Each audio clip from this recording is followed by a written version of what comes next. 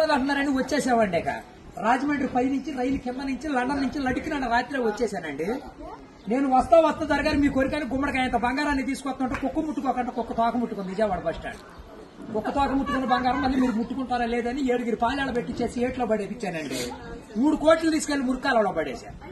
మా ఇంట్లో కోట్లు కుక్కలు తింటుంటాయండి, లక్షలు లక్కలు తినేస్తుంటాయి, ఏళ్ళు ఎలుకలు తినేసి చిల్లర చీమలు తినేసేస్తాయి. ఇక కాగితాలు కట్టుంటే కాగితాలు తీసుకెళ్లిపోతాం.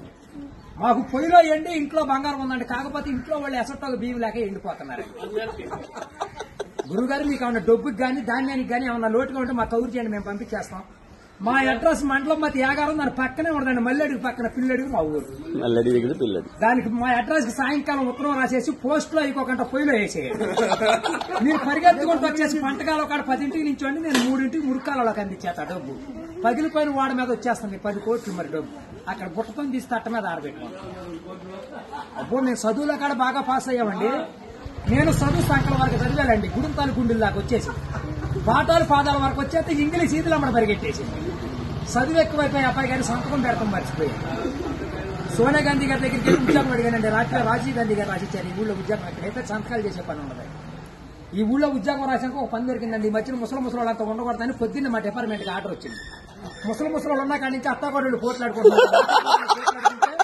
అత్తలు అడుగులో పడిపోతుంది, కోళ్ళు వచ్చి గొంతులో పడిపోతుంది, మంచం ఎక్కేస్తుంటే అల్లుడు అడుగు మీద కూర్చోండి. అందుకని ముసలి వాళ్ళందరూ తీసుకెళ్లి మెగాస్టార్ చిరంజీవి గారి దగ్గర చేర్పిస్తున్నాం.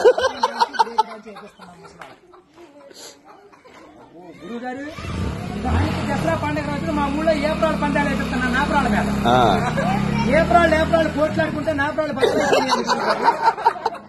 ఇప్పుడు సమరాత్రి గారు వెళ్ళి సౌండ్ చేస్తుంటే, మునసూప్ గారు వెళ్ళి ముడేస్తుంటే, కర్ణం గారు వెళ్ళి కాగితాలు రాస్తుంటే, ప్రెసిడెంట్ గారు వెళ్ళి పెళ్లి చేసేస్తున్నారు.